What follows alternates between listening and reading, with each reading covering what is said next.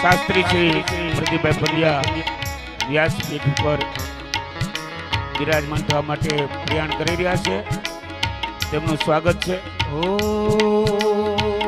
भले होय लाखो दोषो अमारा,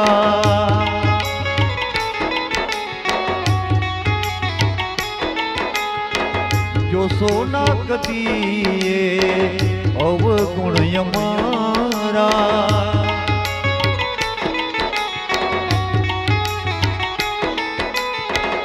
चाहत तुम्हारी करसो न कम, कृष्ण यमुने प्यारो लागे तमारू रटन। घोड़ा यमुने प्यारो लागे तमारू रटन। हमेशा रटूं तमारू रटन। कृष्ण यमुने प्यारो लागे तमारो रटन।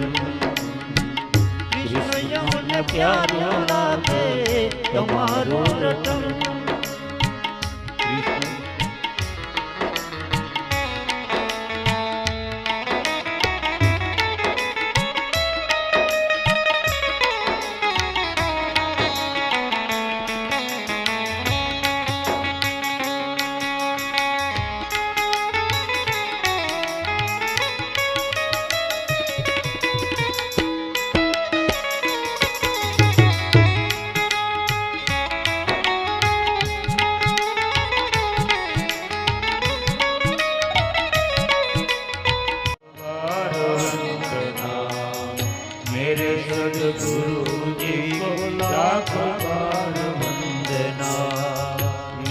सद्गुरु जी को लाख बार वंदना। मेरे सद्गुरु जी को लाख बार वंदना।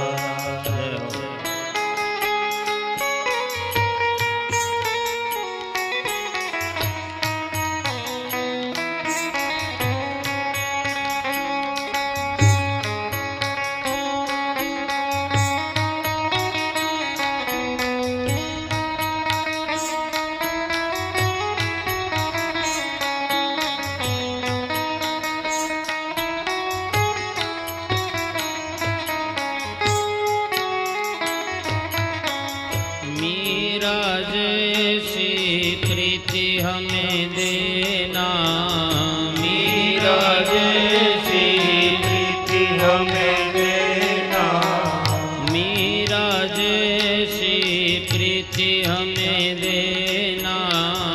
मीरा जैसी प्रीति हमें देना।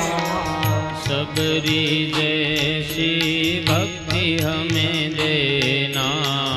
सबरी जैसी हमें देना। मीरा के श्याम को बार बार वंदना। सबरी के राम को हजार बार वंदना। मीरा के श्याम को बार बार वंदना।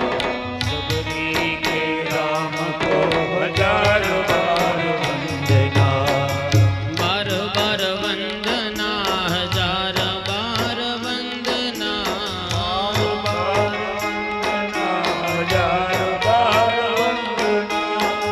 मेरे सद्गुरु जी को लाख बार वंदना। मेरे सद्गुरु जी को लाख बार वंदना।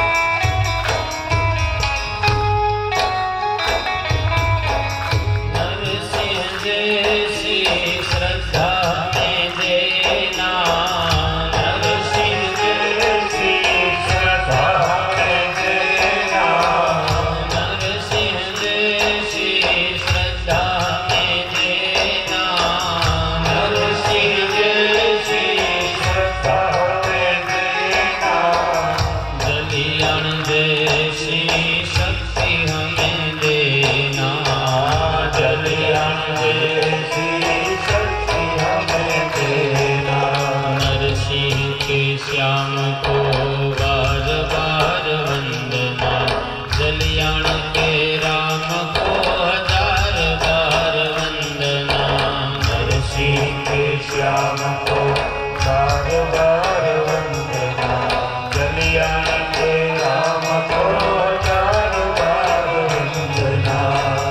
बार बार वंदना, हजार बार वंदना, बार बार वंदना, हजार बार वंदना।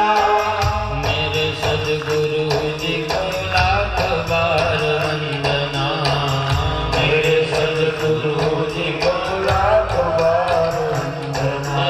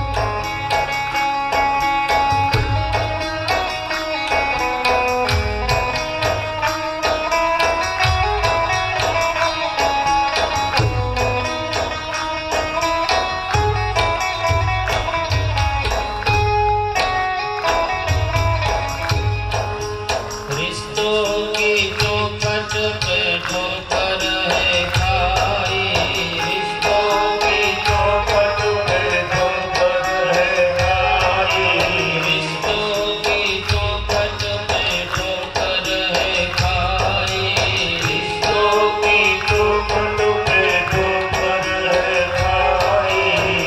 जब सब लूटा तो तेरी याद आई, जब सब लूटा तो तेरी याद आई।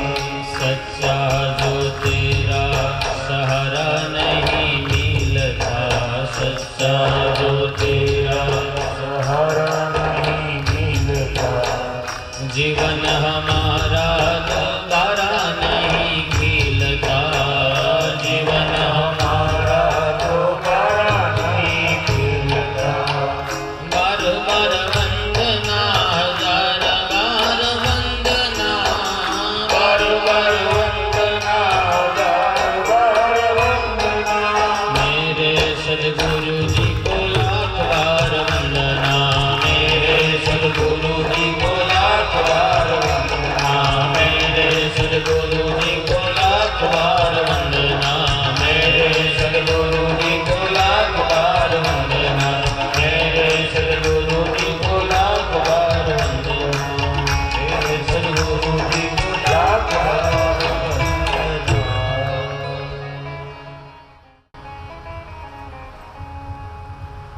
हरि ओम, हरि ओम, हरि ओम। सर्वशक्तिमान वाणी स्वरूप, वांग्मय स्वरूप, शब्दमय देह एवा ग्रंथराज श्रीमद् भागवत जी ने प्रणाम। कोटड़िया परिवारना कर्मनिष्ठ, धर्मनिष्ठ, सेवानिष्ठ एवा पितृओना आत्मा ने वंदन। निमित्त मात्र यजमान श्री चंदुभाई मनजीभाई कोटड़िया, एमना धर्मपत्नी श्री नेतलबेन चंदुभाई तेमज सह परिवार, ब्रह्म वहेता ब्राह्मणों, मां सरस्वती साथे जोड़ाયેલા છે એવા સંગીતજ્ઞો તેમજ આટલા વ્યસ્ત જીવનમાં કિંમતી સમય કાઢી ભગવાનની પ્રીતિ ઉજાગર કરવા માટે છે કથા પંડાલની અંદર ઉપસ્થિત ભાગ્યવાન શ્રોતાઓના હૃદય કમળમાં રહેલા પરબ્રહ્મ પરમાત્મા એ પરમ શક્તિ પરમ ચેતનાને વંદન। સૌને જય શ્રી કૃષ્ણ।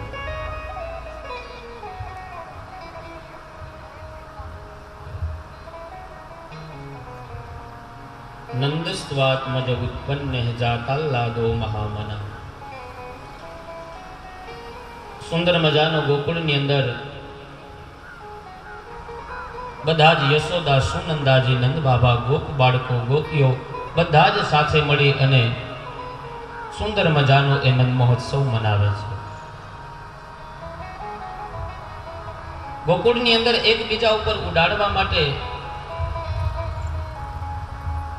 રંગ નથી, અબિલ ગલાલ નથી, પણ બધા એકબીજા ઉપર છાશ ઉડાડે, કોઈ માખણ ઉડાડે, કોઈ દહીં ઉડાડે. આવી રીતના બધા પોતપોતાના ઘરેથી સામગ્રીઓ લઈ એકબીજા ઉપર છાંટે, ઉડાડે અને સુંદર મજાનો એ નંદ મહોત્સવ મનાવે. ગઈકાલના સત્રની અંદર આપણે એ નંદ મહોત્સવ, એ ઉત્સવના આપણે પણ સાક્ષી બન્યા. ઉત્સવ એ માણસ જીવનની અંદર ત્યારે ઉજવી શકે કે જ્યારે એનું જીવન એ ઉત્સાહથી ભરેલું હોય. મોઢા ચડાવીને બેઠા હોય તો એ ઉત્સવ ઉજવવાનો આનંદ ના આવે. કહેવત છે ને કે મોઢું સડેલું સારું પણ ચડેલું નો સારું. ઘણા તો એવા મોઢા ચડાવીને બેઠા હોય કે આપણે એની પાસેથી ઉછીના માગ્યા હોય એની જેમ. હા, નંદસ્વાત્મજ ઉત્પન્ન. જીવનની અંદર ઉત્સવ ક્યારે ઉજવી શકીએ? જ્યારે આપણું જીવન ઉત્સાહથી ભરેલું હોય. ઉત્સાહ સમાન કોઈ બળ નહીં. આ જગતની અંદર ઘણા બધા બળ છે. સત્તાનું બળ, સંપત્તિનું બળ, વિદ્વત્તાનું બળ, અનેક પ્રકારના બળ છે, પણ ઉત્સાહ સમાન કોઈ બળ નહીં. જો એ બધા બળ હોય પણ જીવનમાં ઉત્સાહ ન હોય તો એ જીવન જીવવાનો આનંદ ન આવે. અને જીવનની અંદર એક ઉત્સાહ નામનું બળ આવી જાય પછી કદાચ પૈસા હોય તોય ભલે, ન હોય તોય ભલે, સત્તા સંપત્તિ હોય તોય ભલે, ન હોય તોય ભલે, પણ ઉત્સાહના બળ ઉપર કંઈક જીવન જીવવાનો આનંદ કંઈક અલગ હોય. ભગવાનના એ પ્રાગટ્યની પાછળ ત્રણ બાબત જોડાયેલી છે. ભગવાનનો કોઈ દિવસ જન્મ નથી હોતો, ભગવાન હંમેશા પ્રગટ થાય છે. જન્મ અને પ્રગટ આ બંને શબ્દની અંદર ઘણો બધો તફાવત છે. જન્મ શબ્દને ક્યારે ભગવાનની સાથે આપણે જોડી ન શકાય, કારણ કે જન્મે એનું જેમ સોય પાછળ દોરો છે એમ જન્મે એનું મૃત્યુ નિશ્ચિત છે. તો ઈશ્વરનો ક્યારેય જન્મ ન થાય, ઈશ્વર હંમેશા પ્રગટ થાય. ઈશ્વરની સાથે હંમેશા પ્રગટ શબ્દ લાગે. બીજી વાત, જે પ્રગટ થાય એના હંમેશા દર્શન કરવાના હોય. પ્રગટ થાય એને જોવાના ન હોય, એના હંમેશા દર્શન હોય. દર્શન અને જોવું એ બંને શબ્દની અંદર તફાવત છે. આપણે મંદિરે ગયા હોય અને મંદિરેથી આપણે જ્યારે પાછા ઘરે જતા હોઈએ અને રસ્તામાં કોઈ આપણું સજ્જન, કોઈ વડીલ મળે, આપણને પૂછે ક્યાં ગયા હતા, એટલે આપણે સ્વાભાવિક કહેશું કે મંદિરે ગયા હતા. અચ્છા, શું કરવા ગયા હતા? કહેશું કે ભગવાનના દર્શન કરવા ગયા હતા. પણ એ જ રસ્તા ઉપરથી આપણે જતા હોય અને દીકરા દીકરીના ક્યાંક માગા નાખ્યા હોય ને ત્યાંથી આપણે પાછા રિટર્ન થતા હોય અને રસ્તામાં સામા કોઈ આપણા સગા મળે તો એમને પૂછે કે ભાઈ ક્યાં ગયા હતા, ત્યારે આપણે કહેશું કે ભાઈ દીકરા દીકરીને જોવા ગયા હતા. ત્યાં એમ ન કહેવાય કે દીકરાના દર્શન કરવા ગયા હતા, દીકરીના દર્શને ગયા હતા. જે પ્રગટ થાય એના હંમેશા દર્શન કરવાના હોય. ત્રીજી બાબત એ જોડાયેલી છે, જે પ્રગટ હોય ને ત્યાં હંમેશા પવિત્રતાનો ભાવ હોય. જ્યાં જ્યાં પવિત્રતાનો ભાવ હોય ત્યાં હંમેશા પ્રગટ શબ્દ લાગે. આપણે ઘણી વખત કહેતા હોઈએ કે દીપ પ્રગટાવો. આપણા ઘરે યજ્ઞ હોય તો કહીએ અગ્નિ પ્રગટાવો, દીપ પ્રગટાવો. શું કામ? કે ત્યાં પવિત્રતાનો ભાવ છે. કોઈ એમ કીધું કે બીડી પ્રગટાવો, સિગરેટ પ્રગટાવો, હળગાવો એમ કહીએ, હળગાવો એકાદી ઠૂઠિયું. તો જ્યાં પવિત્રતાનો ભાવ છે ત્યાં હંમેશા પ્રગટ શબ્દ લાગે. તો ભગવાનનું એ ગોકુળની અંદર એ સુંદર મજાનું એ પ્રાગટ્ય ઉત્સવ મનાવે છે. ગોકુળવાસીઓ બધાને પરમ આનંદ થાય છે. ભગવાનની સાથે આનંદ શબ્દ જોડાયેલો છે. ભગવાન આવે ત્યારે સુખ ન થાય, ભગવાન આવે ત્યારે હર્ષ ન થાય, ભગવાન આવે ત્યારે મજા ન આવે. કારણ કે સુખની પાછળ દુઃખ જોડાયેલું છે, હર્ષની પાછળ શોક જોડાયેલો છે, મજાની પાછળ સજા જોડાયેલી છે. ભગવાન આવે ત્યારે કેવલ અને કેવલ આનંદ આવે. આનંદનો કોઈ વિરોધાભાસી શબ્દ જ નથી. પર્યાય શબ્દ છે પરમાનંદ, નિજાનંદ, ભજનાનંદ. ભગવાન આવે ત્યારે કેવલ અને કેવલ એ વ્યક્તિને હંમેશા આનંદ આવે.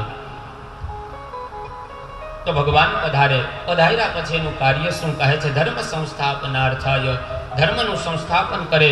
પવિત્રાણાય સાધુનામ, જે સાધુજનો છે, જે ભક્ત કોટીના આત્મા છે, ભગવાન એની રક્ષા કાજે, એને પ્રેમ આપવા માટે થઈ અને ઈશ્વર તત્વ પધારે.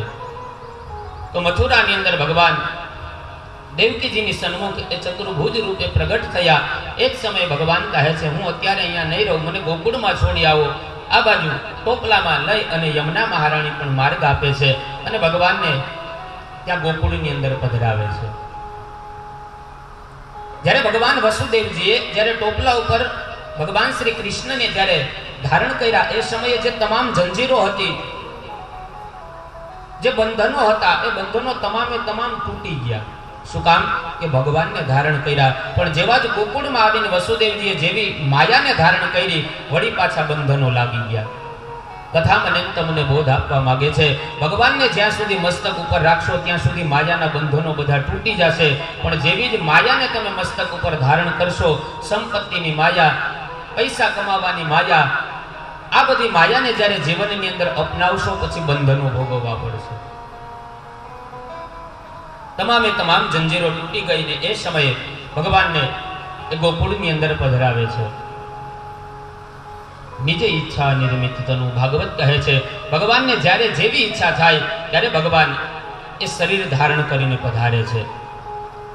ભગવાનનું એ પ્રાગટ્ય થયું. એ સમયે દૈવજ્ઞ અને વૈદજ્ઞ બ્રાહ્મણો આવે છે, મંત્રોચ્ચાર કરે, સ્વસ્તિ પુણ્ય વાચન નામનો વિધિ કર્યો છે. જાત કર્મ સંસ્કાર કરાવ્યા. ધર્મશાસ્ત્ર કહે છે, અદ્ભિર ગાત્રાણિ શુદ્ધ્યંતિ મનઃ શુદ્ધેન શુદ્ધ્યતિ, વિદ્યા તપોભ્યામ ભૂતાત્મા બુદ્ધિર જ્ઞાનેન શુદ્ધ્યતિ.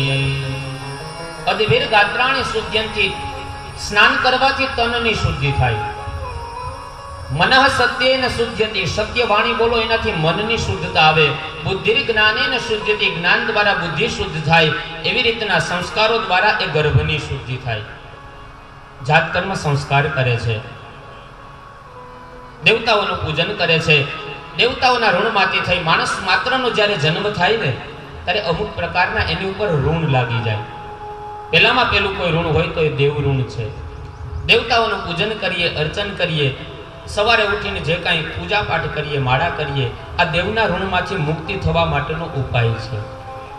હમણાં જ અમને નેતલબેન પોતાનો જે પૂજાનો રૂમ છે, અને એટલો આમ તો કોઈને પ્રવેશ કરવા નથી દેતા, પણ અમારી ઉપર કાંઈક ગેલમાઈ અને સુરાપુરા બાપાએ કૃપા કરી હશે, કોટડિયા પરિવારના, અમને ત્યાં દર્શન કરવાનો લાભ મળ્યો. અદ્ભુત એટલું વાતાવરણ કે આપણે વાતાવરણમાં જઈએ ને તો આપણને એક સુંદર વિચાર પ્રાપ્ત થાય, એક નિર્મળ શાંતિ થાય. અને આમ તો ઘરની અંદર ભલે આપણે બધું રાખીએ, પણ એક પૂજાનો રૂમ તો અવશ્ય અલગ હોવો જ જોઈએ, જ્યાં કોઈ વ્યક્તિને મન પડે પ્રવેશ ન કરવા દેવા જોઈએ. એવા ધર્મના દિવસો હોય ત્યારે એ મંદિરની બાજુમાંથી નીકળવું પણ ન જોઈએ. આ સંસ્કૃતિ ભારત દેશની છે. એના હોરાની બહુ મોટી અસર થાય. નાગરવેલની ખેતી કરતા હોય એ લોકોને ક્યારેક પ્રશ્ન પૂછજો કે તમારે શેની કાળજી રાખવી પડે. એ લોકો કહે, કોઈ ધર્મમાં આવેલી સ્ત્રી હોય અને એનો જો પડછાયો નાગરવેલની વેલ ઉપર પડે ને તો તમામ પાંદડા સુકાઈ જાય, કારણ કે હોરા એવા છૂટતા હોય.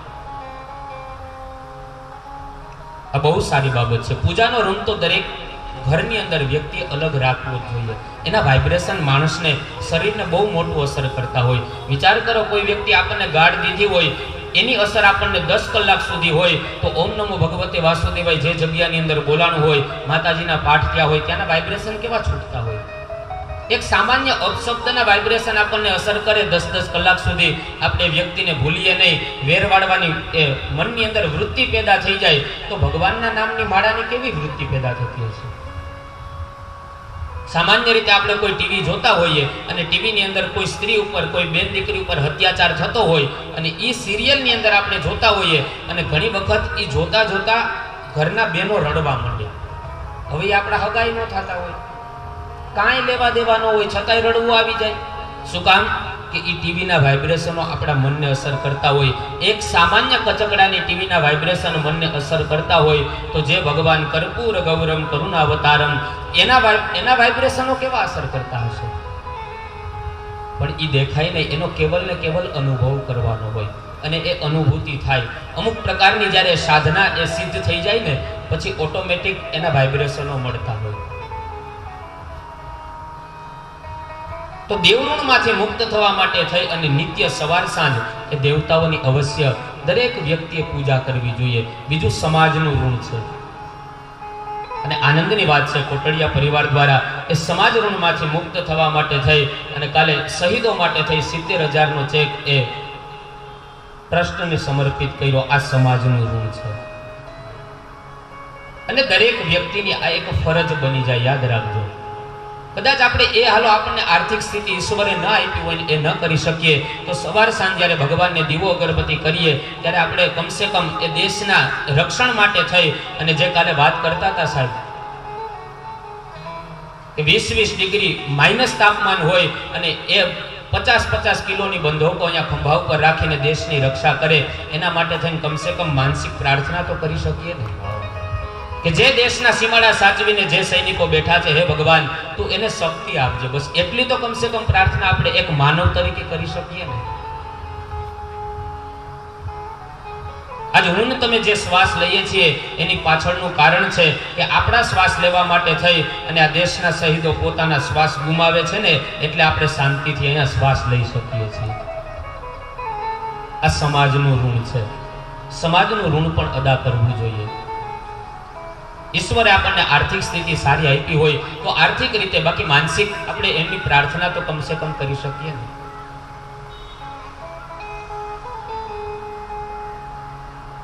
સમાજનું ઋણ છે, પિતૃઓનું ઋણ છે, ગુરુઓનું ઋણ હોય, માતા પિતાનું ઋણ હોય. શાસ્ત્રકારો તો ત્યાં સુધી કહે છે કે માણસ પોતાના શરીરના ચામડાના એ ચપ્પલ બનાવી અને પોતાના માતા પિતાને પહેરાવી આખા બ્રહ્માંડ ખંડની યાત્રા કરાવે તો એના ઋણમાંથી મુક્ત ન થઈ શકે.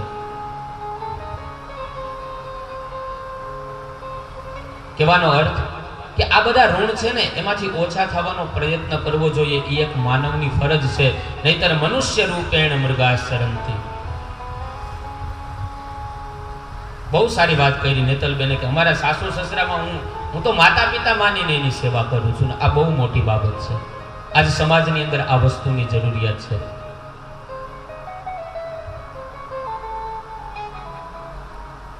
સાસુનો એવો ભાવ ન થવો જોઈએ કે આ કોઈ અમારા ઘરની વહુ છે નહીં. એની અંદર દીકરીના દર્શન કરો અને વહુની એ ફરજ બની જાય કે ત્યાં દીકરી તરીકે રહેવું જોઈએ અને સાસુ સસરા છે એની અંદર માતા પિતાના દર્શન કરવા જોઈએ. આ એક નૈતિક ફરજ છે અને આ ફરજને આજ દરેક વ્યક્તિએ નિભાવવી જરૂરી છે. દેવતાઓનું પૂજન કરીએ, એમના ઋણમાંથી મુક્ત થઈ શકીએ. ગુરુની સેવા કરીએ, એમના વચનોનું પાલન કરીને એ સતના માર્ગે ચાલીએ તો ગુરુ ઋણ આપણા ઉપરથી ઓછું થાય.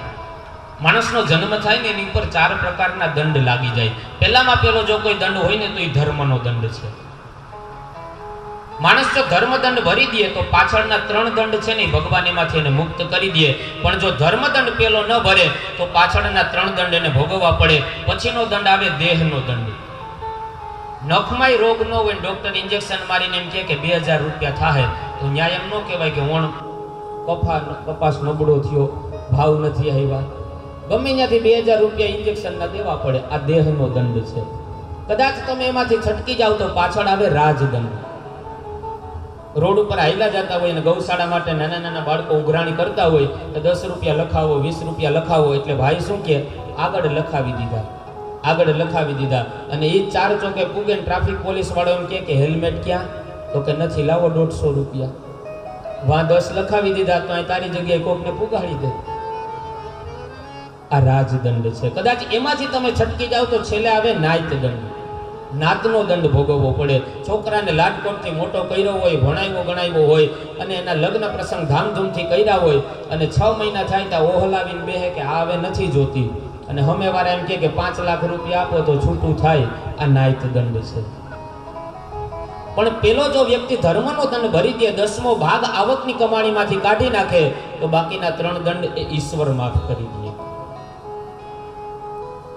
અહીંયા નંદબાબાએ ભગવાન શ્રી કૃષ્ણના જન્મોત્સવ સમયે પિતૃઓની પૂજા કરી. પિતૃ ઋણમાંથી મુક્ત થવા માટે થઈ. પિતૃદેવાર્ચનમ વિધિ.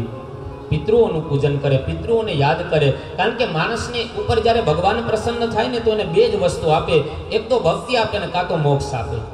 પણ પિતૃ જ્યારે પ્રસન્ન થાય ને, પિતૃઓ ત્રણ વસ્તુ આપે, એક સંપત્તિ, એક સંતતિ અને એક સન્મતિ. આપણી પાસે જે કાંઈ માલ મિલકત પ્રોપર્ટી હોય, કેવલ ને કેવલ પિતૃ કૃપાનું ફળ છે. સંપત્તિ પછી સંતતિ, એને ભોગવનાર સારા સંસ્કારી બાળકો આપે, સમજી જવું આ કેવલ અને કેવલ પિતૃ કૃપાનું ફળ છે. અને સન્મતિ, આખો પરિવાર એક પાથરણા ઉપર બેસી ભોજન લેતા હોય, પારિવારિક પ્રશ્નો અંગે ચર્ચાઓ કરતા હોય, સમજો આ કેવલ ને કેવલ પિતૃ કૃપાનું ફળ છે. પિતૃ પ્રસન્ન થાય તો સંપત્તિ, સંતતિ અને સન્મતિ આ ત્રણ વસ્તુ આપે. ભગવાન પ્રસન્ન થાય તો ભક્તિ ને મોક્ષ બે જ વસ્તુ આપે. એટલા માટે તો ગરુડ પુરાણ કહે છે કે દરેક વ્યક્તિએ દર 3 વર્ષે અવશ્ય પોતાના ઘરે પિતૃ કાર્ય કરવું જ જોઈએ. કોઈને એમ થાય કે તો ગુરુ બાપા તમે બ્રાહ્મણ છો એટલે તમે તો કયો જ ને, તમારે તો સારું ને, દર 3 વર્ષે આવવાનું, લાડવા ખાઈ જવાના. એનો મતલબ એવો નહીં કે તમે 8-10 બાજોટ પાથરો અને ગોર બાપા 10-15 ભૂદેવોને બોલાવો, જમાડો તો જ પિતૃ. હા, ભગવાને તમને, ઈશ્વરે તમને શક્તિ આપી હોય તો ચોક્કસ એ જ રીતના વિધિ પૂર્વક જ કરવું જોઈએ. પણ કદાચ આપણી આર્થિક સ્થિતિ નબળી હોય અને પિતૃઓનું આપણે પૂજન કરવું હોય તો કોઈ વનવગડામાં જઈ 2 હાથ ઊંચા કરી તમારા સદગત દિવાત્માઓને તમે યાદ કરી અને 2 આંસુના ટીપા પાડી લ્યો ને, આ બહુ મોટું પિતૃ તર્પણ જ છે. દરેક વ્યક્તિ ઉપર પિતૃ ઋણ હોય છે. પિતૃદેવાર્ચનમ વિધિ. નંદ બાબા અહીંયા પિતૃઓની પૂજા કરે છે. નંદ બાબાએ ગાયોના સોના ઝવેરાત આદિના દાન કર્યા છે. 6 જગ્યાને તમે કેન્દ્રમાં રાખીને દાન કરો ને, એ દાન અક્ષય પાત્ર બની જાય, જેના પુણ્યનો કોઈ દિવસ ક્ષય ન થાય. ધર્મશાસ્ત્ર કહે ખડ જગને વિવાહે ચ સંક્રાંતે ગ્રહણ સદા પુત્ર જન્મ વ્યતિપાતે દત્તમ ભવતુ ચાક્ષયઃ. ખડ જગને, ખેતરમાં જ્યારે અનાજ પાકી ગયું હોય, એનો ઢગલો કર્યો હોય અને કોઈ યાચક તમારે ત્યાં માગવા આવે અને એમાંથી તમે લઈને જે દાન કરો એ ખડ જગ્ન, એનો કોઈ દિવસ એ પુણ્યનો ક્ષય ન થાય. યજ્ઞ, શ્રીમદ ભાગવત જ્ઞાન યજ્ઞ, લગ્ન હોય એ સમયે તમે જે દાન કરો એ પુણ્યનો ક્યારેય ક્ષય ન થાય. એટલા માટે લગ્ન પ્રસંગની અંદર, યજ્ઞોની અંદર બેનું દીકરીઓને દાન કરવામાં આવે, એ પુણ્ય અક્ષય પાત્ર બની જાય. ખડજગ્ને વિવાહે ચ સંક્રાંતે ગ્રહણ તથા, મકર સંક્રાંતિ હોય અને ત્યારે તમે જે દાન કરો એ દાન અક્ષય પાત્ર બની જાય. પુત્ર જન્મ વ્યતિપાતે, પુત્રનો જન્મ થાય, દીકરા કે દીકરીનો, ત્યારે તમે જે દાન કરો એ અક્ષય પાત્ર બની જાય. દીકરાનો જન્મ થાય તો આપણે ત્યાં પેંડા વેચવામાં આવે, દીકરીનો જન્મ થાય તો જલેબી વેચવામાં આવે. દીકરી હું ગુજરા જેવી છે, ગુજરા જેવો તો ઓલો હોય, મોટો થઈને ધડબડાટી બોલાવતો હોય. હવે એમાં થોડુંક પરિવર્તન લાવવાની જરૂર છે. દીકરાનો જન્મ થાય ને તો અહીંયા જલેબી વેચો ગુજરા જેવી, કારણ કે ગુજરા મોટું થાય ને ત્યાં આપણને ખબર પડી જાય. આ તો દીકરો આવે, એ અમારી ત્યાં બાબુ આવ્યો, એ અમારી ત્યાં બાબુ આવ્યો, લ્યો મીઠું મોઢું કરો. હું છે પણ બાબુ આવ્યો, મોટો તો થવા દયો એને, નવા પીએસઆઈ ઘરમાં આવવા દયો. પુત્ર જન્મ વ્યતિપાતે, દીકરા દીકરીનો જન્મ થાય અને ત્યારે જે તમે દાન આપો એ અક્ષય પાત્ર બની જાય. દત્તમ ભવતુ ચાક્ષય, વ્યતિપાત નક્ષત્ર ચાલતું હોય ત્યારે જે દાન આપો એ અક્ષય પાત્ર બની જાય. દાન કરવું અઘરી બાબત છે. ધર્મશાસ્ત્ર ચારણી સાહિત્ય એમ કહે છે, પ્રિય બોલવું સજ્જનતા દાતારી સુરપંથ એતા અભ્યાસે ના મિલે બિના કૃપા ભગવંત. અમુક બાબત છે ને, ભણવાથી માણસને એના કઈ ટ્યુશન ક્લાસ ન હોય, પ્રિય બોલવું, સારી વાણી બોલવાનો ગુણ હોય ને, સમજવું આ ભગવાનની કઈ કૃપા છે. ઘણાની વાણી જેવી વહેરી વાણી હોય. તમે જો ઘણા માણસ કોઈની ખબર કાઢવા જાય ને તો એને અડધો હાજો કરી દે, અને ઘણા ખબર કાઢવા જાય અડધો માંદો હોય ને અડધો આ જઈને પાડી આવે. ઘણા ખબર કાઢવા જાય તો કે નહીં આજ તો તમે બહુ સ્વચ્છ લાગો છો, શરીરમાં કઈ રોગ જેવું હોય એવું કઈ દેખાતું નથી, આમ બોલી બોલીને અને અડધો હાજો કરી દે એમને. અને ઘણા ખબર કાઢવા જાય તો શું કે, જાણે કોઈ મોટો ડોક્ટર હોય એની હાથ પકડીને કે તાવ જેવું લાગે, તો ઓલો કે હા થોડોક તાવ છે. વળી બીજે દી આવે તો કે કમરો થયો લાગે, તો કે હા આજ કમરાની અસર, તો કે તો કમરી થાય. હવે ઓલો અડધો માંદો એમણે પડી જાય પાછો, એટલે જે અટકે તો વાંધો નહીં, પાછો શું કે કમળી થાય તો ક્યાં કોઈ જીવે જ છે. અમારી બાજુમાં જ એક ભાઈ 35 વર્ષના હતા, અઠવાડિયામાં તો ફટાક્યો થઈ ગયો, ઓલાને એમણે મારી નાખે. પ્રિય વાક્ય પ્રદાન અને સારી વાણી બોલવાનો ગુણ હોય સમજવા કેવલ ને કેવલ ઈશ્વરની કૃપા છે. શિક્ષકની બદલી થઈ એટલે સરપંચને ઊભા કરીને કીધું કે કંઈક પ્રસંગો ઉચિત બે વાણી બોલો. એટલે શિક્ષકે કીધું, સરપંચ બોલ્યા કે આપણા ગામમાં શિક્ષકે બહુ સારી ડ્યુટી નિભાવી, છોકરા ભણવા જાય કે ન જાય તો એની હાજરી તો પૂરી જ દેતા, એટલેથી અટકે તોય વાંધો નહીં. અચ્છા કે શિક્ષકની અહીંથી બદલી થાય, હવે એમાં આપણું તો કાંઈ હાલે નહીં, દુઃખ બહુ થાય, પણ જ્યાં જાય ત્યાં ભગવાન એના આત્માને શાંતિ આપે. આ પ્રિય વાણી ન કહેવાય. પ્રિય વાક્ય પ્રદાનેન સર્વે તુષ્યંતિ જંતવઃ. સારી વાણી બોલો એનાથી જીવ માત્ર રાજી થાય. તો પછી શું કામ વ્યવહારમાં સારી વાણી ન બોલવી જોઈએ? દાળમાં જરૂર પૂરતું મીઠું નાખનારા આપણે છીએ, ચામાં જરૂર પૂરતી ખાંડ નાખનારા આપણે છીએ, તો પછી વ્યવહારમાં જરૂર પૂરતું બોલનારા કેમ ન બની જઈએ? પ્રિય બોલવું સજ્જનતા. સામેવાળા વ્યક્તિની સાથે આપણી પાસે બદલો લેવાની તાકાત હોય અને સામેવાળા વ્યક્તિને તમે માફ કરી દો ને, એ સજ્જનતાનો ગુણ છે. આ ભગવાનની કૃપાથી આવે. દાતારી સુરપંચ, દાતારીપણાનો ગુણ હોય, સારા માર્ગ ઉપર ચાલવાનો ગુણ હોય. આ કેવલ અને કેવલ ઈશ્વર કૃપાનું જ ફળ છે. આના કોઈ ઇન્જેક્શન ના આવે. મેં પહેલે દિવસે કીધું હતું કે કથા કરાવવી, કોઈ પાસે કરાવડાવવી હોય ને આપણે એને ઇન્જેક્શન મારી દઈએ અને એ કથા કરતો થઈ જાય તો એ વસ્તુ શક્ય જ નથી. તો ઘણા એવા છે કે આપણે એને ઇન્જેક્શન મારી જ રાખીએ, તે કથા કરી જ રાખે નહીં. એતા અભ્યાસે ના મિલે બિના કૃપા ભગવંત. આ કેવલ ને કેવલ ઈશ્વર કૃપાનું. નંદ બાબા સુંદર મજાની અહીંયા ગાયોના દાન આપે છે, તલના દાન કર્યા છે. અવિદ્યંત્ય વિચિત્રાણી વાદિત્રાણી મહોત્સવે મહા ઉત્સવ મનાવ્યો છે. વિચાર તો કરો કે 5,500 વર્ષ પહેલા જે કનૈયાનો જન્મ, જે કનૈયાનું પ્રાગટ્ય થયું, અને એ ભગવાન શ્રી કૃષ્ણનો જ્યારે જન્માષ્ટમી આવે ને ત્યારે આખું ભારત સનાતન ધર્મના અનુયાયીઓ બધા ગાંડા ઘેલા બની જાય, પાગલ થઈ જાય. તો ભગવાન શ્રી કૃષ્ણનું જ્યારે પ્રગટ થયા હશે ગોકુળની અંદર, ત્યારે એ લોકોની કેવી હાલત થઈ હશે, કઈ સ્થિતિ થઈ હશે?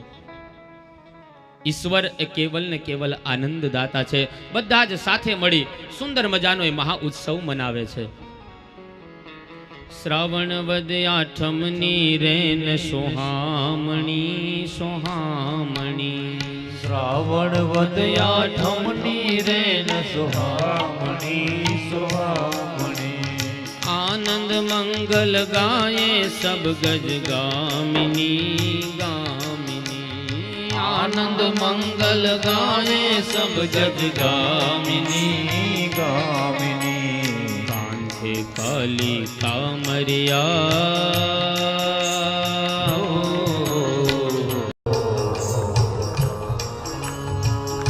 કાલે કાલી કામરિયા.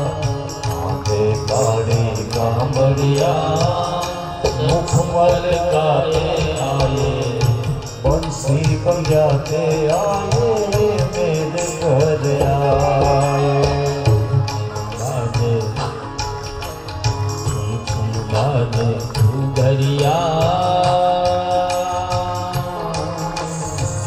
सब देख लाए काना मेरे घर आए आए मेरे घर आए. नंदलाला घर आए नंदलाला घर आए. આખી પ્રકૃતિ એ મહા ઉત્સવ મનાવવા માંડ્યો છે. એક સમયે સ્વામી વિવેકાનંદ એ અમેરિકાની ધરતી ઉપર પ્રવચન કરે, કૃષ્ણ લીલાની વાતો કરે. બધા સ્વામી વિવેકાનંદને કટાક્ષ કરે કે તમારે ત્યાં કોઈ કનૈયો થઈ ગયો, એ વાંસળી વગાડે તો લોકો ભાન ભૂલી જાય. જન્માષ્ટમીના દિવસે લોકો ગાંડા ઘેલા બની જાય. અમને આ માનવામાં નથી આવતું. એક સામાન્ય કનૈયો ગાયું ચરાવતો વ્યક્તિ અને એ ભાન ભૂલાવી દે બધાને. કીધું હા ભૂલાવી દે. તો કે અમે માન્ય નહીં. કીધું ઉભા રહ્યો. ને એ સમયે સ્વામી વિવેકાનંદે એટલી બધી કૃષ્ણ લીલાની વાતો કરી, બધા સ્તબ્ધ થઈ ગયા. કૃષ્ણ લીલાની વાતો કરતા કરતા સ્વામી વિવેકાનંદ એ સ્ટેજ ઉપરથી નીચે ઉતરી ગયા. બધા વિદેશી લોકો એની પાછળ પાછળ ચાલતા થઈ ગયા. જે વિદેશી લોકો બૂટ વગર પર્સ વગર બહાર ન નીકળે એ સ્વામી વિવેકાનંદની પાછળ પાછળ જતા રહ્યા. ને 1 કિલોમીટર હોલથી જ્યારે સત્સંગ હોલથી દૂર ગયા એટલે સ્વામી વિવેકાનંદે પૂછ્યું, હવે તો માનો છો ને? કીધું નહીં, અમને માનવામાં નથી આવતું. કીધું તમે ક્યાં હતા ને અત્યારે ક્યાં છો એ તો જો. ઓહો, 1 કિલોમીટર સત્સંગ હોલથી દૂર જતા રહ્યા. સ્વામી વિવેકાનંદે કીધું કેમ તમે વિદેશી લોકો સેન્ડલ વગર ચપ્પલ વગર બહાર ન નીકળો, પાકીટ પર્સ વગર બહાર ન જાઓ, તમે બધું તમારું સત્સંગ હોલમાં ભૂલી ગયા, મારી પાછળ પાછળ આવતા રહ્યા. વિદેશી લોકોએ કીધું, અરે સ્વામીજી તમારી વાતો જ એટલી સુંદર હતી ને, કૃષ્ણ લીલાનું ચરિત્ર એટલું સુંદર હતું કે અમને દેહના ભાન ભૂલાઈ ગયા. સ્વામી વિવેકાનંદે કીધું કે જેની વાતો કરવાથી દેહના ભાન ભૂલાઈ જાય એ સાક્ષાત પ્રગટ થાય ત્યારે કઈ સ્થિતિ હોય. સુનકર બંસી સખિયા સુધ બુધ ખો ગઈ, ખો ગઈ.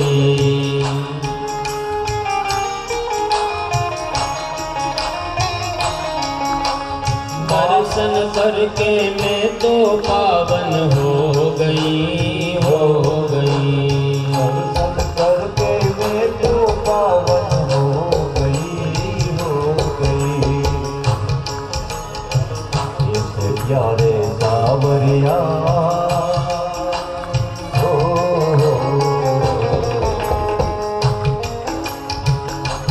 ऐसे प्यारे सावरिया, इसे प्यारे सावरिया मुखमल गाते आए, भाग्य जगाते आए, मेरे घर आए.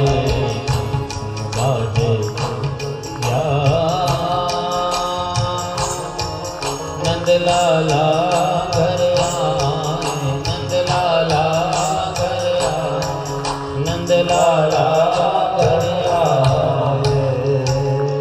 બધા જ ગોપ બાળકો ભેગા મળી સુંદર મજાનો એ નંદ મહોત્સવ મનાવે છે.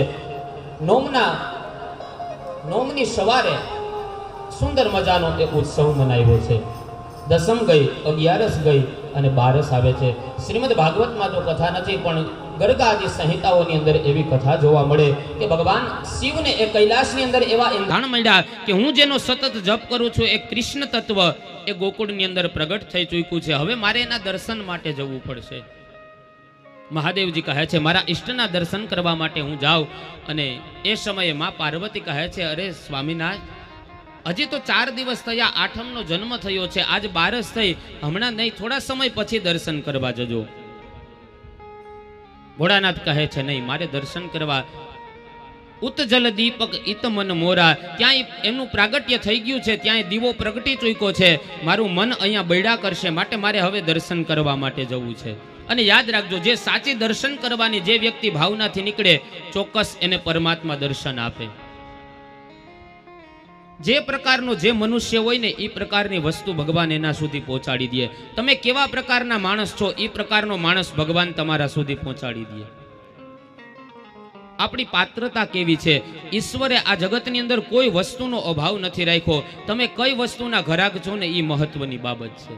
તમારા સુધી જુગાર રમવા વાળાને 5 જણા એને પુગાડી દે ભગવાન, બજર દેવા વાળાને 5 જણા એ પુગાડી દે, માવા ખાવા વાળાને એવો મળી જાય, કોથરી પીવા વાળાને એ મળી જાય, ફિલ્મ જોવા વાળાને ટિકિટ મળી જાય. દરેક વ્યક્તિને તમે કેના ઘરાક છો ને એ જ બસ મહત્વની બાબત છે. તમે જે વસ્તુના ઘરાક હશો ને ઈશ્વર તમારા સુધી એ વ્યક્તિને પહોંચાડી દેશે. જેને જેવો માણસ જોતો હોય. તમે જોતો કથા પૂરી થાય એટલે 5-5, 10-10 જણાના મંડળ હાઈલા જતા હોય. એમાં ઘર ભાંગવા વાળા અલગ હોય, બજર દેવા વાળા અલગ હોય, છોકરાના હક્કણ કરાવવા વાળા અલગ હોય. ઈશ્વરનો નિયમ છે, દરેક વ્યક્તિને ભગવાન કાંઈક ને કાંઈક જેને જે જોઈએ આપી દે. આજ ભોળાનાથ દર્શન કરવાની ભાવનાથી એ કૈલાસ ઉપરથી નીકળે છે ને એ સમયે ભોળાનાથ કહે છે, દેવી હું લાલાના દર્શન કરવા માટે જાઉં છું. આ બાજુ ભગવાન ભોળાનાથ સમાધિમાંથી ઊભા થઈ પાર્વતીને કહી અને જાય છે. પાર્વતી સમજાવે છે, અરે સ્વામીનાથ આવા વેશમાં ન જાઓ, થોડો વેશ પલટો કરી લ્યો. ભગવાન કહે છે નહીં, ઈશ્વરના દરબારમાં હું જાઉં છું, જેવો વેશ છે ને એ જ વેશે. હમણાં પાણી થોડી વાર ઉભા રહ્યો, હજી તો થોડીક જ વાર છે, અડધી કલાક થઈ છે બેનો. હા થોડી વાર જાળવી, બહુ તરસ નથી લાગી ને તમને બધાને? જોકે તમે બધા કથા રસ પીતા હોય એટલે પાણીની તો યાદ ન આવે તમને. અને મહેમાનો આવતા હોય તો એમને પાણી પણ આપવું જોઈએ, એ આપણી પરંપરા છે. પણ વચ્ચે કાંઈ ધૂન કે એવું આવે ત્યારે આપી દેજો કાંઈ. એ લોકોની પણ ફરજ હોય છે એટલે એમાં એમનો પણ વાક ન હોય, પણ એક કથાનો લઈ ન તૂટે એટલા માટે. ભગવાન ભોળાનાથ કહે છે, નહીં દેવી, જેવો વેશ છું ને એ વેશની અંદર હું એ મારા ઈષ્ટના દર્શન કરવા માટે જાય. કથા મને ને તમને બોધ આપે, તમે જેવા છો ને એવા ઈશ્વરની સામે પ્રગટ થઈ જાઓ. ઘણા તો એવા તૈયાર થાય કે ભગવાનને દર્શન દેવા જાય, ભગવાનના દર્શન કરવા જાય, એ જ ખબર ન પડે. કાયમ એમ હા કંઈક ઉત્સવ હોય એવું કંઈ હોય ને આપણે તૈયાર થાય તો એ બીજી વાત છે, પણ આ તો દરરોજ એટલા છછેડા લગાડીને જાય. ઈશ્વરની સામે તમે પ્રપંચ ક્યારેય ભગવાનને કપટ ન ગમે, જેવા હોય ને એવા ભગવાનની સામે રજૂ થઈ જાવ. એક ભાઈ હનુમાનજીને માનતા માનીને કીધું, હનુમાનજી જો મારે ઘરે દીકરો થાય તો તમને હીરાનો હાર ચડાવી. હવે હારે કિંમતી હીરાનો, કાગડાને બેવું ડાળને તૂટવું ને એને દીકરાને જન્મ થયો, હવે આવડો કિંમતી હાર ખરીદવો કેમ? એટલે છોકરાનું નામ હીરો રાખ્યું. છોકરાનું નામ હીરો રાખીને એના હાથમાં ફૂલનો હાર આપીને એમ કીધું કે હાલે ભગવાનને એમ કે હીરાનો હાર સ્વીકારો. હવે હનુમાનજી નાઈ ન પાડી શકે, કારણ કે છોકરાનું નામ હીરો હતું. બેદી તો હનુમાનજી દેશમાં હોય કા કેવા ભક્તો આવે છે. ઈશ્વરના દરબારમાં ક્યારે કપટ ન કરવું, ભગવાનને ક્યારે નિર્મલ મન જન સો મોહી પાવા, મોહી કપટ છલ છિદ્ર ન પાવા. ઈશ્વરને નિષ્કપટપણું બહુ ગમે છે, નિરાભિમાનીપણું બહુ ગમે છે. ભોળાનાથ કહે છે હું જેવો છું એવો ભગવાનની સામે મારે બસ રજૂ થવું છે. ઈશ્વરની સામે જેવા હોય ને એવા ભગવાનની, પણ આપણે બે રૂપ રાખ્યા હોય, અંદરથી હાથીના દાંતની જેમ દેખાડવાના બીજા ને ચાવવાના બીજા. જગતના ઝેર પીનારા બધા શંકર નથી હોતા, હોય છે અંદર એવા બધા બાર નથી હોતા. બહુ આજે કલિયુગની અંદર બહુ સાવધાન, અતિરૂપથી છે ને સાવધાન થઈ જાજો, ચેતીને રહેવાની જરૂર છે. અને આમે વિજ્ઞાન હવે બધા મશીન શોધ્યા, પણ બે મશીન વિજ્ઞાને ન શોધ્યા. એક સાસુનું વહુનું વેલ્ડિંગ મશીન નથી શોધ્યું વિજ્ઞાને, અને બીજું માણસ ખોટો છે કે સાચો એ પારખી લેવાનું મશીન વિજ્ઞાન નથી શોધી શક્યું. ત્યાં નિષ્ફળ ગયું. બાકી એવું મશીન શોધ્યું હોત ને કથા મંડપમાં રાખી દીધું હોત કે ભાઈ ખોટો વ્યક્તિ કથામાં પ્રવેશ કરે તો લાલ લાઈટ થઈ જાય, સાચો વ્યક્તિ હોય તો લીલી લાઈટ થાય. આખો દી કઈ લાઈટ ચાલુ રહે? એ કોઈ વ્યક્તિ આમાં પ્રવેશ ન કરી શકે. એટલે પેલા તો શાસ્ત્રીજી જ ન આવી શકે આ બધી, આજ લાલ લાઈટ થઈ જાય કે બહાર રહેજો બાપા. ફરિયાદ શું કરીએ ઈશ્વરના દરબારમાં? ઈશ્વરને પણ ફરિયાદ હોય છે આપણા વ્યવહારમાં. નિષ્કપટ ભગવાન ભોળાનાથ કહે હું જેવો છું એવો બસ મારા એ લાલાના દર્શન કરવા માટે જાય અને કૈલાસ પર્વત ઉપરથી ગોકુળની અંદર આવે. શંકર ભગવાન જેવા જ ગોકુળની અંદર પધાર્યા, સુંદર મજાનો એ સાધુનો વેશ ધારણ કર્યો છે. અને એ સમયે ચાલતા ચાલતા યમુના મહારાણીના કિનારેથી જેવા જ પસાર થયા, એ જ સમયે બધા જ બાળકો, નાના નાના છોકરા હાથમાં ધૂળની મુઠ્ઠી લઈ એ બાવો આવ્યો, બધા એની ઉપર કાકરાઓ ફેંકે, પથ્થરો મારે, ધૂળ ઉડાડે. ભગવાન ભોળાનાથે વિચાર કર્યો તમારે જે ઉડાડવું હોય ઉડાડો, મને ખબર છે ઈશ્વરના દરબારમાં જ્યારે જઈએ ને ત્યારે પાછળથી નિંદા રૂપી ધૂળ તો ઉડવાની જ છે. સમાજ વાતો કરવાના છે, કથા ક્ષેત્રમાં કથા સ્થળે આવશો, લોકો કહેવાના છે કેવા ધંધા કર્યા અમને ખબર છે, બહુ મોટો ભગત થઈ ગયો, બહુ મોટી ભક્તાણી થઈ ગઈ. આવી નિંદા રૂપી ધૂળને સહન કરવાની તાકાત હોય ને તો જ ઈશ્વરના દરબાર ઉપર ડગલું માંડવું. કારણ કે ભક્તિ રે કરવી અને રાખ થઈને રહેવું, મેલવું અંતરનું અભિમાન. ભક્તિ રે કરવી જય હો. રાગ થઈને રહેવું ને મેલવું અંતરનું અભિમાન.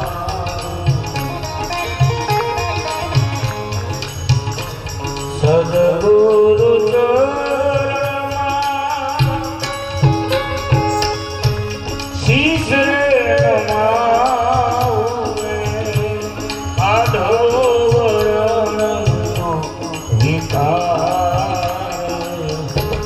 ભક્તિ કરવી રાખ થઈને રહેવું ને મેળવું અંતરનું અભિમાન. મેળવું અંતરનું અભિમાન. ભગવાન ભોળાનાથ જેવા આવ્યા, બધા લોકો એની મસ્કરી કરવા માંડ્યા. એ જ સમયે કોઈ ગોપી કહે છે આપ ભોળાનાથ આપ જ્યોતિષી છો? ભગવાન ભોળાનાથે વિચાર કર્યો જરૂર મારા ઠાકોરે કઈક લીલા કરી છે. હા હા હું જ્યોતિષ છું. ગોપી કહે તમને જોશ જોતા આવડે? હા આવડે છે મને, અમારે તો બહુ મોટો જ્યોતિષ કાર્યાલય છે. ને એ સમયે કોઈ ગોપીએ કીધું કે તો અમારા નંદજીને ત્યાં લાલાનો જન્મ થયો છે, હાલો ને એને જોશ જોઈ દો ને. કીધું હાલો હાલો આવું ને. એ સમયે બધી જ ગોપીઓ ભગવાન એ શિવજી મહારાજને સાધુના વેશમાં લઈ આવી. જેવા જ બાર ઉપર ઉભા કીધું એ નંદરાણી બહાર આવો, અમે કોઈ મહાત્માજીને લઈ આવ્યા, લાલાના જોશ ચોવડાવવા છે. જેવા જ નંદરાણી બહાર આવ્યા ને એ સમય ડરી ગયા, અરે રે આ મહાત્માજી આની પાસે મારે લાલાના જોશ નથી જોવડાવવા, જાવાને જ્યાંથી લઈ આવ્યા ત્યાં મૂકી આવો, અને જે કાંઈ સોના ચાંદી જવેરાત આપવા હોય આપી દો. ભગવાન ભોળાનાથ કહે ના ચાહીએ તેરી દौलत दुनिया ना ही कंचन माया, अपने लाल का दर्शन करा दे मैं दर्शन को आया. મારે કોઈ વસ્તુ નહીં, બસ મારે તો લાલાના જોશ જોવા છે. આ બાજુ ભગવાન ઠાકોરજી મનોમન પાલણામાં સુતા સુતા વિચાર કરે, મારો ભક્ત છેટ કૈલાસથી મારા દર્શન કરવા માટે આવ્યો અને દર્શન વગર નો જાય. દર્શન કરવાનું પણ એક વ્યસન હોય છે. વિચાર કરો, એક સામાન્ય વ્યસન આપણને બીડી પીવાનું હોય, એક સામાન્ય 1.5 ઇંચનું બીડીનું ઠુઠિયું આ 1.5 મણની કાયાને કથા મંડપમાંથી બહાર લઈ જાય તો જેને ભગવાનના દર્શનની તલપ લાગી હોય કૈલાસથી ગોકુળ ના આવે. એક સામાન્ય બીડી આપણને કથા મંડપમાંથી ઉઠાવીને બહાર લઈ જતી હોય તો આ તો ભગવાનના દર્શનની તલપ છે. ભગવાન ભોળાનાથ કહે છે આજ હું દર્શન કરવા માટે આવ્યો, તમે મને દર્શન ના આપો, આવી લાલચો આપો મને. ભક્તિના માર્ગ ઉપર લાલચો મળશે, પણ એ લાલચમાં ન ફસાવું ને એ જ બહુ મોટી ભક્તિની શક્તિ છે. ભોળાનાથ કોઈ સામાન્ય સાધુ હોત તો એમ કીધું હોત કે હા સોના ચાંદી આપી દો, મારે દર્શન નથી કરવા, હું જતો રહું. પણ નહીં, મારે દર્શન કરવા છે. ભોળાનાથ એ જ સમય સમાધિ લાગીને ત્યાં ને ત્યાં બેસરી ગયા. આ બાજુ લાલાએ અંદર લીલા કરી, ભગવાન રડવા માંડ્યા. માં યશોદા દોડી અને અંદર જાય છે, તા તો લાલો રડે, નાના નાના રમકડા આપે, થાળીઓ ખખડાવે, પણ છતાંય લાલો એનું વોલ્યુમ વધારતો જ જાય. આ બાજુ યશોદાજી વિચાર કર્યો, જરૂર મારા લાલાને કોઈની નજર લાગી ગઈ હોય. કીધું બહાર આવીને મહાત્માજીને કીધું કે તમને નજર ઉતારતા આવડે છે? ભોળાનાથ કહે છે હા હા મૈયા, જ્યોતિષનું કામ તો હમણાં ચાલુ કર્યું, અમારો નજર ઉતારવાનો ધંધો તો બાપ દાદાના વખતનો છે. લઈ આવો તમારે લાલાને, હમણાં નજર ઉતારી દઉં. માં યશોદા જેવા જ અંદર જાય, લાલાને પોતાની ગોદમાં લઈ બાર ઉમરા ઉપર ઊભીને કહે છે ઉતારો મારા દીકરાને. તો કે એમ ન ઉતારાય નજર, મારા ખોડામાં આપવો પડે, મને દેવો પડે લાલો. માં યશોદા કહે છે અરે બાપજી તમારા ગળામાં નાગ ફૂફાડા મારે છે, મારા લાલાને દંશ દેશે તો? ભોળાનાથ હસતા હસતા કહે છે અરે મૈયા, તારો આ લાલો તો કંઈક નાગને નાથવાનો છે, લાવો હું હમણાં નજર ઉતારી દઉં. માં યશોદાએ ધીમેકથી ભગવાનના એ ભોળાનાથના હાથની અંદર જેવા જ બાલકૃષ્ણને આપ્યા, હર અને હરિની દ્રષ્ટિ એક થઈ, લાલો મંદ મંદ હાસ્ય કરવા માંડ્યો, એકદમ હસે છે. માં યશોદા ખૂબ રાજી થયા. ભોળાનાથને કહે છે આપને શું જોઈએ? કીધું કાંઈ નહીં, બસ મારે તો કેવલ અને કેવલ લાલાના દર્શન કરવા છે. હે માં, તમે તમારા લાલાને લઈ અહીંયા આંગણાની અંદર ઊભો, મારે તમારી પરિક્રમા કરવી છે.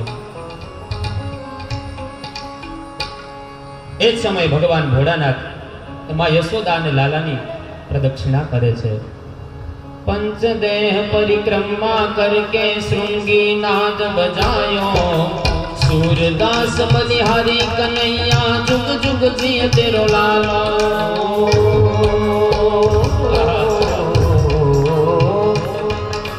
पंचदेह परिक्रमा करके श्रृंगी नाद बजायो,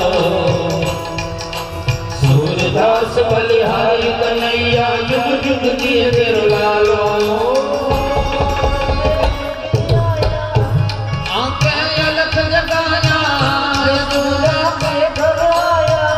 अजब है तेरी माया, हो सबसे बड़ा है तेरा नाम। भोलेनाथ भोलेनाथ भोलेनाथ भोलेनाथ भोलेनाथ भोलेनाथ भोलेनाथ। जोगी जोगी रे आया, आज नगर में जोगी आया। जोगी जोगी रे आया, आज नगर में जोगी आया। जोगी जोगी रे देखो रमता रे जोगी आया। जोगी जोगी रे देखो नगरी में जोगी आया।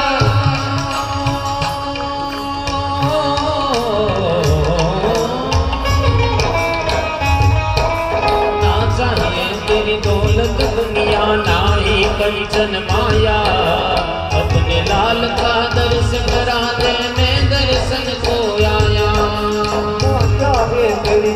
दुनिया ना जाए कंचन माया, अपने लाल को दर्श करा दे, मैं दर्शन को आया। नगर में जोगी आया, आके अलग जगाया, अजब है तेरी माया, हो सबसे बड़ा है तेरा नाम भोलेनाथ भोलेनाथ भोलेनाथ भोलेनाथ भोलेनाथ भोलेनाथ। जोगी जोगी रे देखो रफ्तार, जोगी आया, जोगी रे देखो रफ्तार, आया जोगड़ा जोगड़ा जोगीरा, जोगड़ा जोगड़ा जोगीरा, नगर में जोगी आया, आके अलग जगाया, अजब है तेरी माया, ओ सबसे बड़ा है तेरा नाम भोलेनाथ भोलेनाथ भोलेनाथ भोलेनाथ भोलेनाथ भोलेनाथ भोलेनाथ।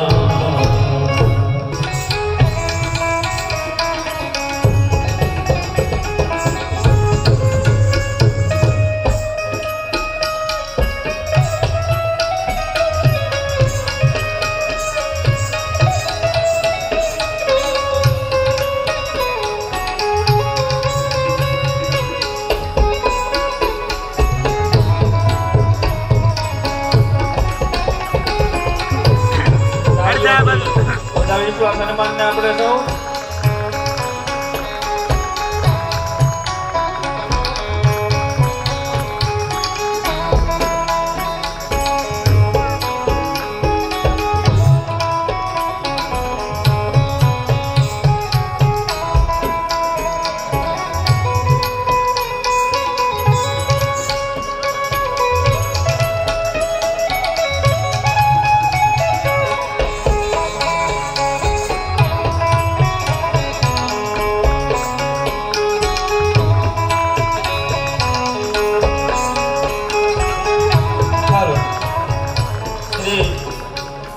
સાંઈ મોહન કમિટી દ્વારા ચંદુભાઈ કુટડિયાનું સન્માન થાય છે, તો તેને પણ આપણે સૌ તાળીઓથી વધાવીએ.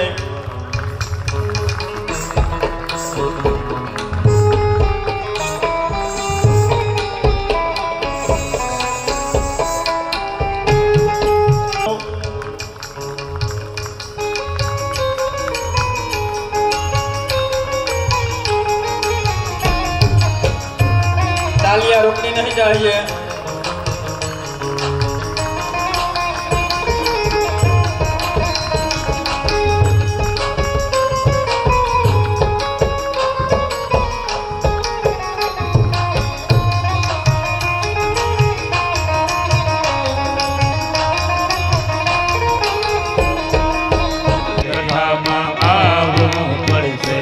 જેવા ગુલાબ કેરા ગોટા, એવા રણ છોડ રાય છે મોટા, જેવા ગુલાબ છે ગોટા, એવા રણ છોડ રાય છે મોટા, જેવા ગુલાબ કેરા ગોટા, એવા રણ છોડ રાય છે મોટા, એવા ગુલાબ કેરા ગોટા, એવા રણ છોડ રાય છે મોટા. મોટાઈ સાચવવી પડશે, કથામાં આવવું પડશે,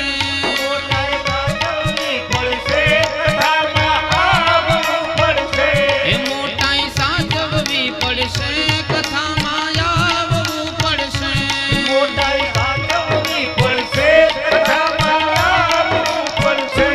જેવા યમુનાજીના નીર, એવા સુભદ્રાના વીર, જેવા યમુનાજીના નીર, જેવા યમુનાજીના નીર, એવા સુભદ્રાના વીર, જેવા યમુનાજીના વીરને નીરખવા પડશે, કથામાં આવવું પડશે, વીરને બી રખવા પડશે, વીરને નીરખવા પડશે, કથામાં આવવું પડશે, વીરને બી રખવા પડશે, લીલી લીંબડીની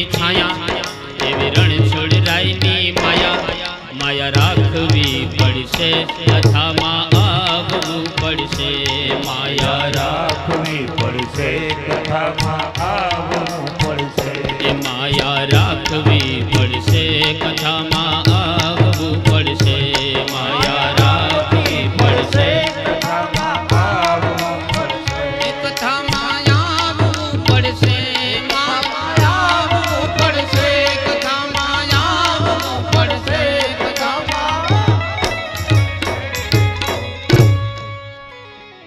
ભગવાન એ ભોળાનાથ કનૈયાના દર્શન કરી નંદાલયની અંદર પરિક્રમાઓ કરી અને ભગવાન કૈલાસ ધામ ઉપર જતા રહ્યા. આ બાજુ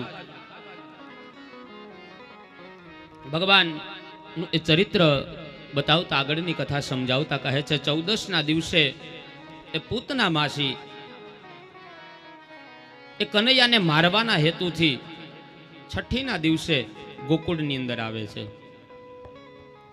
પૂતનાનો અર્થ ભાગવતકાર કહે છે પૂત એટલે પવિત્ર અને ના એટલે નથી. જે પવિત્ર નથી ને એને પૂત ના કહેવાય.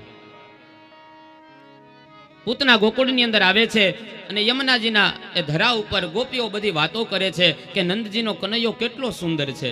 વળી બીજી ગોપી કહે છે સુંદર છે પણ થોડો કાળો છે. વળી ત્રીજી ગોપી કહે પણ કાળો છે પણ કામણગારો છે. આમ જ્યાં વાતો કરતી હતી ગોપીઓ એ સમયે પૂતનાએ વિચાર કર્યો કે જરૂર આ નંદજીનો બાળક કંઈક વિશિષ્ટ લાગે છે. એ મારવાની શરૂઆત હું ત્યાંથી કરું. કંસ જ્યારે વિહવળ બન્યો ને એ સમયે કંસે કીધું કે મારો કાળ યોગ્ય જગ્યાએ પહોંચી ગયો છે. હવે મારે એને મેળવવો કેવી રીતના? હવે મારે એને કેમ મારવો? મારા કાળ સુધી કેમ પહોંચવું?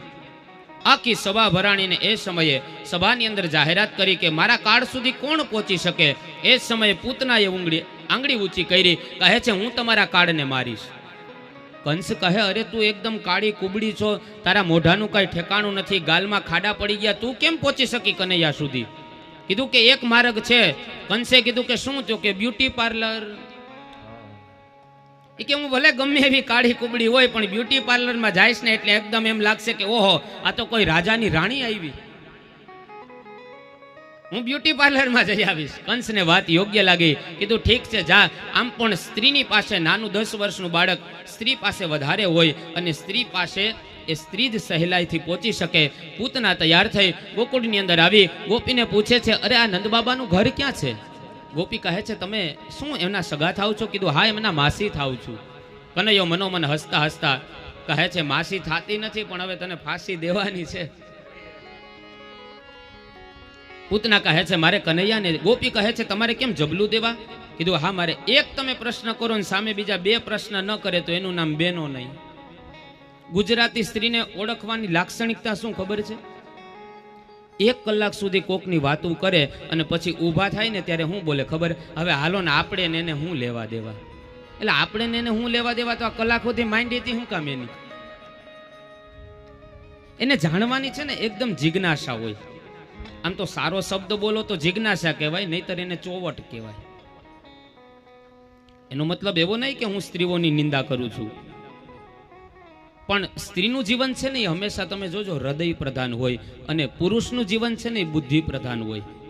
પુરુષ હંમેશા બુદ્ધિથી જીવતો હોય અને સ્ત્રી છે ને એ લાગણીથી જીવતી હોય, હૃદયથી. એની લાગણીને જરાક ઠેસ પહોંચે ને સ્ત્રીની એ તરત રડવા માંડે. પુરુષને તમે એમ કહેશો કે તારામાં લાગણી જેવું કાંઈ છે નહીં એટલે તરત એ કહેશે કે ભાઈ નથી તો નથી. પણ પુરુષને તમે એમ કહો કે તારામાં તો બુદ્ધિ જેવો છાંટો જ નથી, તરત કહે હા એ તો તને જ ભગવાને દીધી ને બુદ્ધિ. શું કામ? કે પુરુષ છે ને હંમેશા બુદ્ધિથી જીવતો હોય અને સ્ત્રી હંમેશા હૃદયથી લાગણીથી જીવતી હોય. અને લાગણીનો સ્વભાવ છે ને એક થવું છે અને બુદ્ધિનો સ્વભાવ છે ને અલગ થવું છે. બુદ્ધિને હંમેશા અલગ રહેવું ગમે અને હૃદયનો સ્વભાવ એક થવું છે. સ્ત્રી જોજો હંમેશા એક થઈ. તમને એમ થાય કે એનું ઉદાહરણ શું? અત્યારે જ કથા મંડપમાં જોઈ લ્યો, બેનો બેઠા એ વિભાગમાં જવું ને પુરુષો બેઠા એ વિભાગમાં જવું. થોડું નહીં તો કાંઈ નહીં, 1 ફૂટનું તો અંતર હશે જ. આ બુદ્ધિનો સ્વભાવ છે, એને હંમેશા અલગ રહેવું ગમે. અને સ્ત્રી હૃદયથી જીવન જીવતી હોય એને હંમેશા એક થવું ગમે. અજાણ્યા બેનો ભેગા થયા હોય ને તો ગમે ઓળખાણ કાઢી લે અને પુરુષો ભેગા થયા હોય તો હમહમા ડોળા કાઢતા હોય કે આ ક્યાં અત્યારે અહીંયા આવ્યો, હમણાં મારે ચાપ આવી જોઈએ. શું કામ? એ બુદ્ધિથી જીવતો હોય અને સ્ત્રી હંમેશા હૃદયથી જીવતી હોય. સાહિત્યકારો ઘણી વખત કે 2 અજાણ્યા બેનો ભેગા થયા બસ સ્ટેન્ડમાં એટલે પૂછ્યું કે તમે ક્યાં ગામના? તો કે ધાંગધ્રાના. તો કે લે તો આપણે 2 બેનું. ઓલા કે તમે ધાંગધ્રાના? તો કે ના, ધાંગધ્રાની ઘંટી અમારા ઘરમાં છે ને, આપણે બે ઘંટી બેનું થઈ. આવી ઓળખાણ કાઢી લે, હાવેણી બેનું થઈ જાય, ઘંટી બેનું થઈ જાય. શું કામ? કે ઈ લાગણીથી જીવતી હોય, એને હંમેશા જાણવાની જિજ્ઞાસાઓ હોય. એટલે પૂતના કહે છે કે હા, હું એમની માસી થાઉં છું, મારે જબલું દેવા જાવું છે. બધી જ ગોપીઓ કહે સામે જો યમલાર્જુનના બે વૃક્ષ દેખાય ને, એ જ એ નંદાલય છે, એ જ કનૈયાનું આંગણું છે. જા. ને એ સમયે પૂતના એ વૃક્ષની નિશાનીએ ચાલતી ચાલતી નંદ ભુવનની અંદર આવે છે. આવીને કહે છે, અરે ઓ નંદરાણી, મારે લાલાના દર્શન કરવા છે. પૂતનાને આવકારો આપ્યો, બેસાડી. યશોદા વિચાર કરે, આ કોણ છે નવતર? આને કોઈ દિવસ જોઈતો નથી અહીંયા ગોકુળમાં. કનૈયો મન મન વિચાર કરે, માઈ નવતર કોણ છે મને ખબર છે, એનું હવે જીવતર પૂરું થવા આવ્યું છે. પૂતનાને કહે છે, ક્યાંથી આવો છો?